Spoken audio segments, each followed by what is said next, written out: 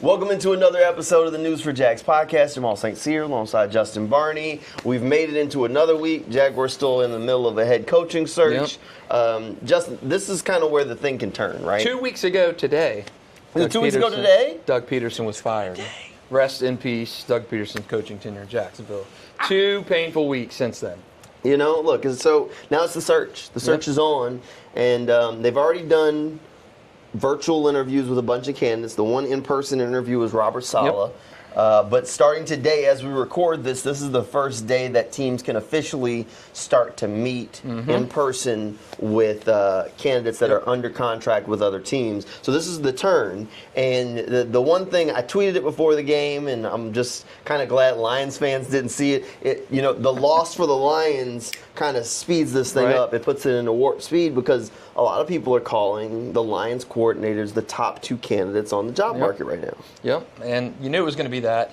Just figured it was going to take at least 2 weeks conservatively before you were going to be able to have those interviews in person. And with the Lions losing to Washington last week, it really accelerates things. Although my guy that I have wanted, Cliff Kingsbury, still coaching for Washington, but he's not been brought in. We do have to. I will give you that. So after that game, a lot of people were asking about the Cliff Kingsbury thing, and all I kept thinking was, Justin's been saying this the whole time. I've been beating the drum for Cliff for a while. And then now Cliff Kingsbury is slicing and dicing his team up.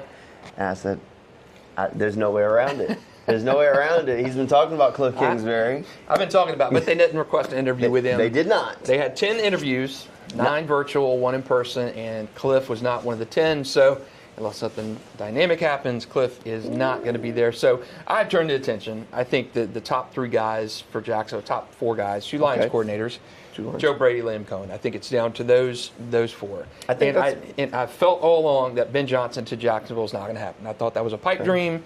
I've not thought he is going to end up here. I know he's been kind of the flavor of the last 2 coaching cycles in terms of the head coaching candidate, high-powered offense. Ben Johnson's kind of the guy. But I've not felt that he was going to be in Jacksonville. I've always thought it was going to be somebody different. I thought it was going to be a Joe Brady, a Liam Cohen, Cliff Kingsbury obviously didn't get the mention. Or, maybe one of those retreads, maybe the Salehs or Spagnuolos or somebody like that. I don't think it'll be that extreme either. I don't think it's going to be Brian Flores because if so, I told you last time what's happening. Justin's going to the roof of the building. I'm not going to be able to be around the next Jaguars season because I'll be on the pavement out front if they hire Brian Flores. So I don't think it'll be a retread like that. I do think it's going to be one of the offensive coordinators. I think it's Brady, Cohen, or Glenn. Yeah, look, I'm right there with you. I think it's one of those 4 guys as it kind of turns here. I think there's a chance that Ben Johnson. I don't want to. I think the national media is kind of really pushing this narrative that Jacksonville's not even in the race. I do think the Jaguars are in the race.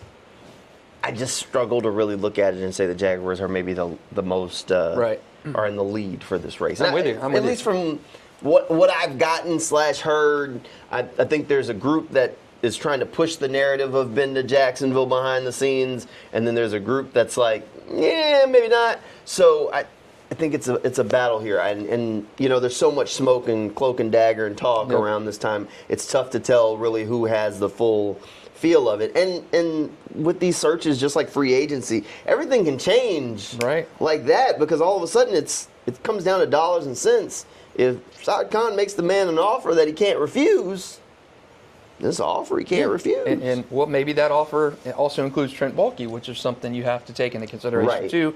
A guy like Ben Johnson may want his own GM. That may be a non-negotiable for Shad Khan, who's clearly Trent Baalke's going down with the ship one way or another. He's kind of been the captain of the ship since he's been in Jacksonville. So I don't think Ben Johnson's here. I do think it's a coordinator kind of guy, but I don't think it's Ben Johnson. All right, so let's talk about 2 of these guys because I think they're in interesting situations. The first guy I want to talk about is Joe Brady. So I've been a Joe Brady guy for a while. Yeah, for a few years. I feel like while I want to include him in this, he was the last guy to do the virtual interview, which being the last interview can be a good thing, right? Because you get to leave a lasting impression. Problem for him, the Bills are still playing, right? I don't know that he's going to – I mean, unless the Jaguars start getting a lot of no's, like you'd have to lose out on the Ben Johnson sweepstakes if they maybe don't love Aaron Glenn. Then maybe they wait to talk to Joe Brady. Yeah. But I feel like if it gets to Joe Brady, there have been dominoes that have fallen. And this is not a shot at Joe Brady as much as it is just I feel like the reality of it, if it gets to a point where Joe Brady gets the opportunity to get an in-person interview for this job, something has gone wrong. Yeah. I mean, you're waiting, you're dragging again. I mean, this is going to push your coaching hiring timeline out for, conceivably another 10 days or so at the very minimum. But you remember last time, Doug Peterson wasn't hired until February 3rd. He was the first guy who interviewed and the last guy they talked to. Doug Peterson to me was almost a fail-safe kind of guy. You knew what you're going to get with him. And I think Jacksonville interviewed quite a few other candidates. Yep. And whether they offered the job and the coaches didn't accept or they took another job. Eberflus was in that last cycle, that last go-around. Yep. So I don't know. I thought Doug Peterson, for what he brought to that team in year one, was stability, and I thought it was probably the best hire they could have made. Now they're in a different situation where you want to really take that next step. You want to elevate Trevor. And I would not be upset with Joe Brady. I would not be upset with Liam Cohen. But I think a lot of Jaguars fans have the Ben Johnson, it's Ben or bust kind of mentality. I think as long as it's an offensive guy, the masses will figure out how to get on board with it. That's just my feel. So that brings me to the other guy that I wanted to kind of single out for a second, which is Aaron Glenn. He's the defensive guy of the bunch. I do think that's going to be a tougher sell. I'm a Aaron Glenn proponent, right?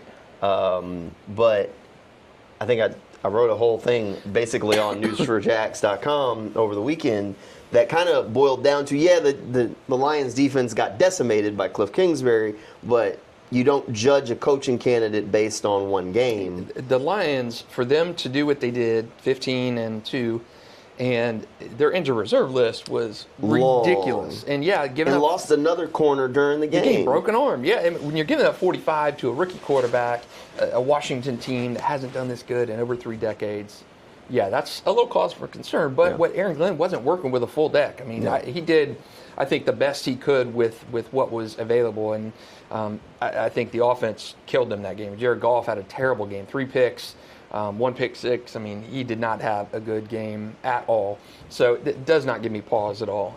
No. One game like that. I think in your story you mentioned Dan Quinn's last game as defensive coordinator in Dallas gave up half 100 in that game, right? 48 points. 48 points. Like it's one game ultimately. But I do think Aaron Glenn to that moment is going to be a harder sell because Glenn and it's going to be a harder sell I think for him to even land the job because the question is, and this is the one thing that I don't know, is who would his offensive coordinator be? And in order for you to get the job as a defensive guy, Dan Quinn landed Cliff Kingsbury, right? There's no former offensive head coach that comes to mind that's on the street that you're like, man, if Aaron Glenn can hook that guy, you're like, we're good, right? Because I've gone through it. I went back. I said, okay, well, who did he work with in New Orleans? Who has he worked with in Detroit that has a lineage that people will be like, okay, if he's bringing him, I'm on board. And maybe Eric Bieniemy. Would you kick the tires on him? I don't know. I don't think I would. I honestly don't think I would. Actually, let me rephrase. I wouldn't. We saw what he did in Washington. He had 1 year in Washington. Didn't go over great. Went to college. Went to UCLA. Was the offensive coordinator there for a year. Kind of, I guess, almost as like a gap year kind of thing for him to get back to the league. I'd take Eric Bieniemy as the running back coach in a heartbeat. But and you know, if Bieniemy was the coach and Liam Cohen was the coach, or Ben Johnson, if Bieniemy was the offensive coordinator with one of them as the head coach and play caller, different thing. Huge hire. If they go defensive guy, Aaron Glenn, he's kind of the guy, defensive mind other than Saleh. You've got to have a Kingsbury type OC. You've got to have that home run. And those guys don't just grow on trees. Like, all right, here's my question. Okay, if we said Aaron Glenn's the coach, Mark Brunell's the OC, is that good enough? He's only been a quarterback coach. I like Mark. He's a staple here. We worked with Mark. Great guy. Is he ready for that jump? Is he ready for that type of thing? He's been a quarterback coach. Ben Johnson's been the OC in Detroit, and I'm sure Mark is learn from Ben, and I'm sure he would be a fine offensive coordinator. Sure. But I want somebody, if it's not an offensive head coach like Doug Peterson was, I think you've got to hire a guy that can get through to Trevor Lawrence. I mean, Trevor is teetering right now. I mean, year 5. Okay. He's been a middle of the pack quarterback for the long duration of his year. He had 18 games where he was fantastic, and he has been a below average quarterback other than that. So you put all that together, Trevor's been an average guy. Average, maybe a tick above average. You've got to hire a guy who can break through to Trevor Lawrence. Okay, what about Pete Carmichael was a longtime offensive coordinator in New Orleans under Sean Payton. But got his kind of chance as the OC and kind of washed out. Now he's just as an assistant in Denver. I mean, that's an option. Aaron Glenn was there. Frank Wright's out there. I'm trying to think about who that rock star, name brand where he shows up at the table and says, hey, that guy wants to work with me. You bring me, you get him. I don't know. I don't think they're out there. Yeah, I don't think there's somebody just sitting. The Sean McVay kind of guy waiting in the wings, and I don't see that. But Sean McVay was the guy. I'm almost trying to think of that Cliff Kingsbury vein, where Cliff, while he's getting interviews, probably isn't getting a job this cycle. Might get another shot next cycle if the Commanders' offense really continues to click. But the leash on a guy, again, a retread. He was a college head coach previously. We've talked about this. Wasn't necessarily massively successful at the college level. So the options for a guy like that aren't going to be all right. Let me throw massive. One at you. What about? I know he demoted in New York. About Nathaniel Hackett. No. The hiring coach, the last cycle when Jackson was doing No. I mean, maybe another guy with ties to Jacksonville. He's been an OC in Jacksonville before, and it didn't work.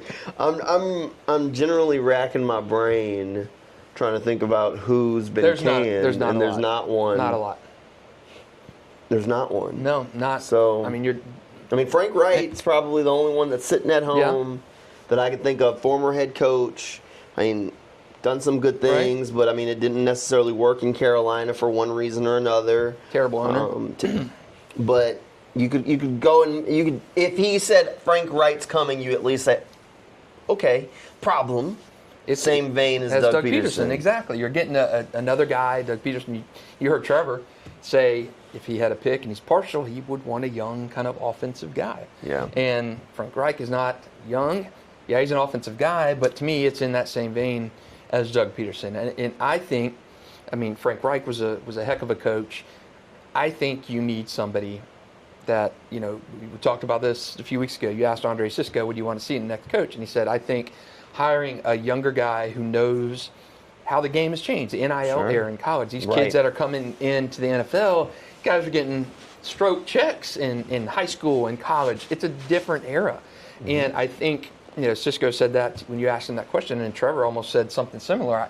He's biased, but he would like a young kind of offensive mind. And I do think you have to lean towards that and pay attention to what the franchise quarterback says. Yeah. Pay attention because this next head coach hire is so important, and every head coach hire is important, but it's either it's make or break for Trevor Lawrence. This is it. He's a $275 million quarterback. Right. You're paying Trevor that regardless. And if it's going to go down as the worst contract in Jaguars history, it's going to, if this next head coach cannot unlock the potential of Trevor Lawrence, which they think he could be. And, Aaron Glenn, I would be fine with Aaron Glenn. I'd be happy with Aaron Glenn. But you've got to have that offensive coordinator who can talk Trevor's language and unlock him. And it wasn't Doug Peterson. It wasn't Press Sigler. And you've got to do that or risk writing off Trevor Lawrence. So that leads us maybe to the two favorites. Yeah. Ben Johnson, Liam Cohen. I think I said it on the last episode. I think it's going to be one of the two of them. I tend to lean that it's probably going to – I think this is Liam Cohen's job. I think this is where Liam Cohen lands as a head coach. It's in Jacksonville. And, short drive from Tampa. It works. Well, I mean, you look what Canales did out of Tampa Bay. He's come and he's done good things in Carolina with Bryce Young, who looked like he'd be suiting up for the Jacksonville Sharks next year. He was bad. Undersized quarterback, and he just looked timid. He looked shy. He looked bad. He looked terrible. And when you bench your quarterback early in his second season in the NFL, they're talking about trading Bryce at the deadline. And whatever Canales did to get Bryce back on track, they've had a better season than the Jaguars did. They did. With a quarterback who was a scrub and made look even worse with the C.J. Stroud going right behind him. So I think if you get somebody from that Bucs tree, I mean, Canales came from there, Liam replaced him, and maybe it unlocks Trevor. He's done well with Baker Mayfield. Would be a first-time head coach. Who does he bring in as his OC? Unless you're thinking Cohen is the quarterback whisperer to Trevor. No, well, I would be worried about you don't want to put too much on the plate of a first-time head coach. So he needs an offensive coordinator. But when you have the offensive head coach, the question is who's his defensive coordinator, which would bring me to an interesting place because his current employment is in Tampa Bay under Todd Bowles, which is also the same staff that Mike Caldwell was pulled from, and Mike Caldwell tried to run a similar enough scheme to what Todd Bowles ran. So if Liam pulled from someone on that Tampa Bay staff, he would be pulling a similar defense back to what was just gutted and ripped from Jacksonville a little over a year ago. Or he could also probably go from that. He was on that Ram staff for a while. Could go to the Ram staff and someone along those lines. I mean, trying to think about who's hanging around. Is Brandon Staley still kicking somewhere? Maybe. Former Chargers coach? Yeah, maybe. He's kicking somewhere. I mean, he had a former Chargers coach on this Jag staff, too. Couldn't get the ball moving with Mike McCoy. Yeah. So, I don't know. The head coach hire is massively important. Yeah, you got to nail it. You've got to hit a home run on this. But right next to that head coach hire, it's got to be the offensive savant to unlock Trevor Lawrence's potential. I think the defense sucked under Ryan Nielsen. I think you get a new fresh face in there. You're not subbing out like a hockey line change all the time. You're not asking Josh Allen to bulk up to 280 pounds and rush. I mean, Ryan Nielsen was awful. He's one of the worst coaches who has ever come to Jacksonville, and I don't even think that's a question. Saw Gene Fournette's story a few weeks ago that said Ryan Nielsen was really an arrogant person, too, outside of that, and it rubbed a lot of people inside the building the wrong way. So not only was Ryan not a good coordinator, cycling in and out guys all the time, subbing guys in and out, playing guys out of position, he was an arrogant guy as well, an arrogant SOB according to the story from Gene Fournette at the Times-Union. So you had bad on one end and terrible on the other, and Ryan Nielsen kind of did that together. So you've got to remake that defense, and whether that's Aaron Glenn as the head coach and he gets a defensive hider, or an offensive guy like a Liam Cohen, Joe Brady. So here's the question, and this one's floating out there. So let's say Joe Brady. Okay. So Joe Brady let's just for sake of conversation, say he gets the job. One of the leading defensive coordinator candidates out there. Robert Saleh. Brian Flores. Well, Brian Flores has a job. Okay, yeah, he does. He as a defensive coordinator. Robert Saleh, if he's not the head coach here, I think he goes back to San Francisco as the defensive coordinator. Dennis Allen. Would you take Dennis Allen, who runs a very similar scheme to Ryan Nielsen, with one of these coaches and say, let's try it again? I don't know if I would, but Dennis Allen's had some success as a defensive coordinator. I hate him as a head coach. You're Saints guys, you know him better. And I told people when he got the job that they should have hired Aaron Glenn then, and I remember family members telling me I was crazy and I was a hater, and I said what I said. Yeah, would have worked out better. And it would have worked out better. Yep. So here we are now, and the question is, and I don't know the answer to this. Like I think Dennis Allen has done some good things as a defensive coordinator. Did some good things back when he was with Denver as a defensive coordinator. That's what got him a head coaching job. Did some really good things under Sean Payton as the DC. Terrible head coach. But that happens. That's a story with a lot of those guys. And that's part of my thing with this like whole hiring cycle, and you're going to get me off track here. But like everybody's looking at it and saying, you want the playbook guy. You want the playbook guy. And I'm like, Gus Bradley's been a good defensive coordinator in the NFL. He's a bad head coach. Nathaniel Hackett, great offensive coordinator. Awful head coach. There are a lot of guys, like these guys all know the X's and O's. But we talk about it, and this is part of my story the other day. We talk about it's not the X's and O's, it's the Jimmies and Joes. Yep. Well, we say that until it's time to hire a head coach, and then now it's all about the X's and O's.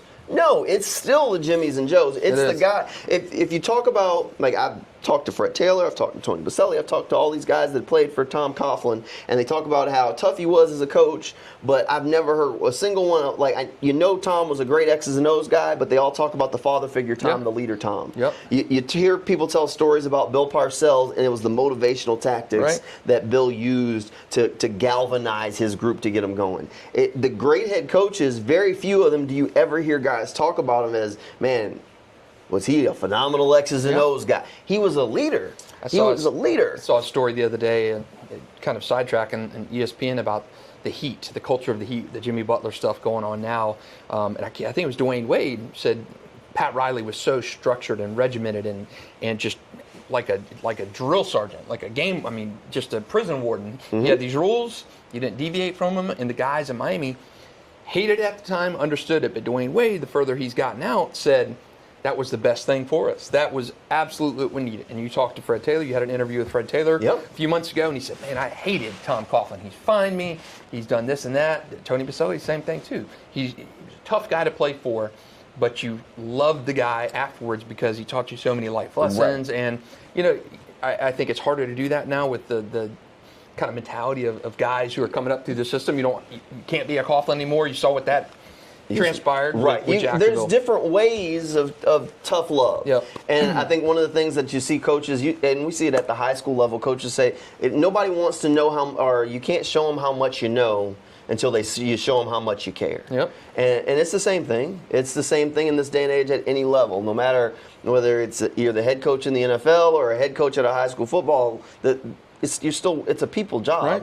And if they think you see them as just a name on a piece of paper, at this point, it doesn't matter. It's in one ear, out the other. Hence why you talk about Ryan Nielsen being arrogant. It's real tough for you to what are you going to tell me? I'm just a name on a piece of paper to you. Right. You don't know me. You don't care.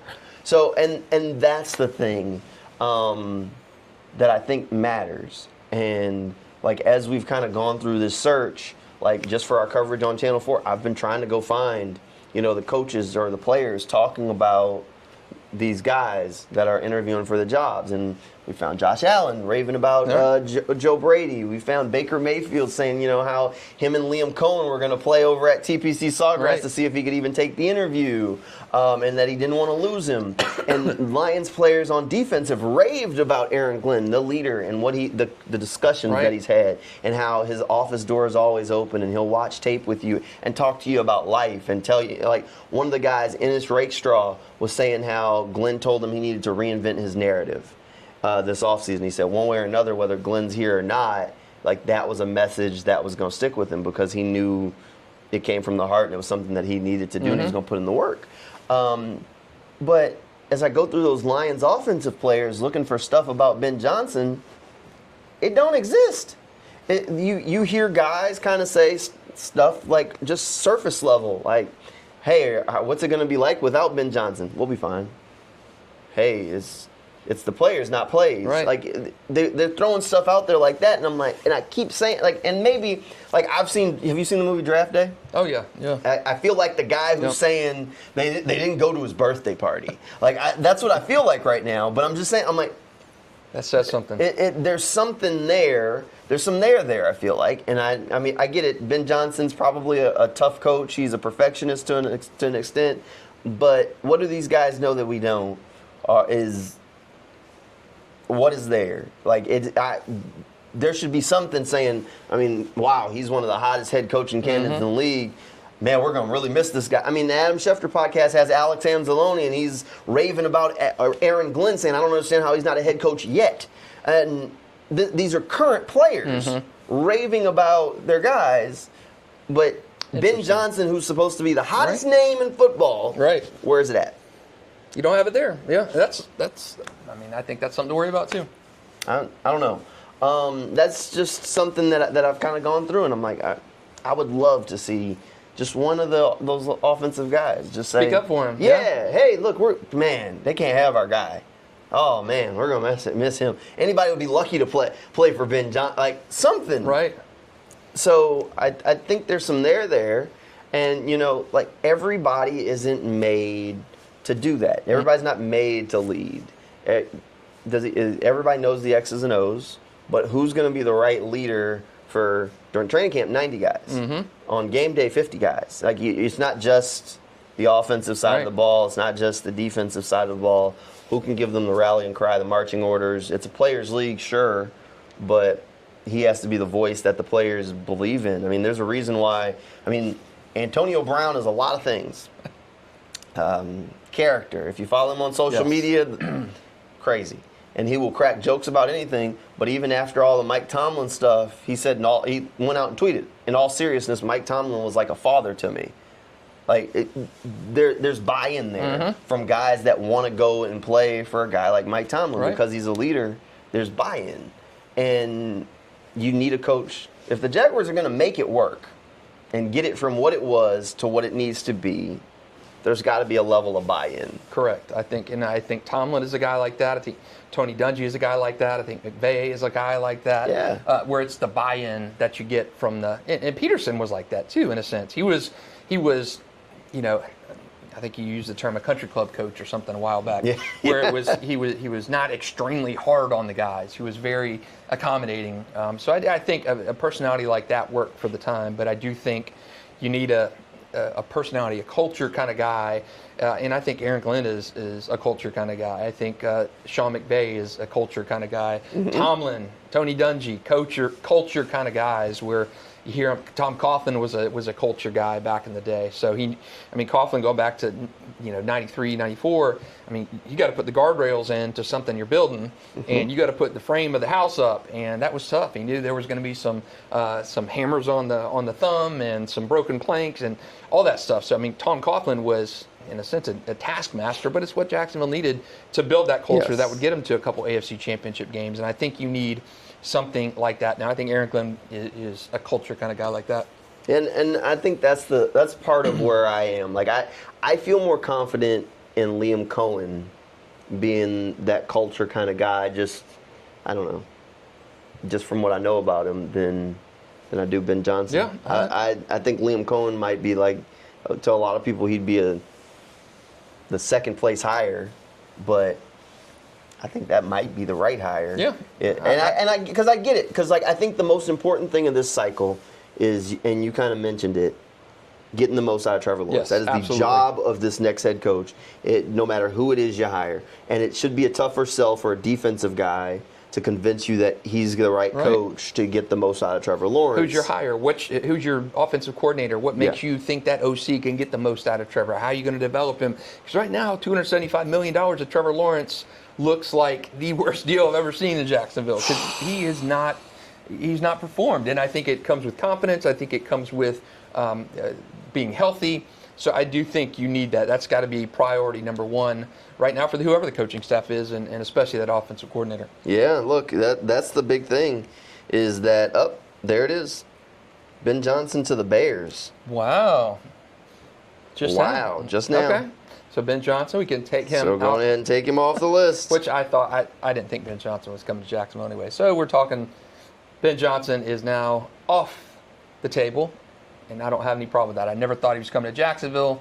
I don't think that's the worst thing whatsoever. No, look, I think it was always a very serious thing.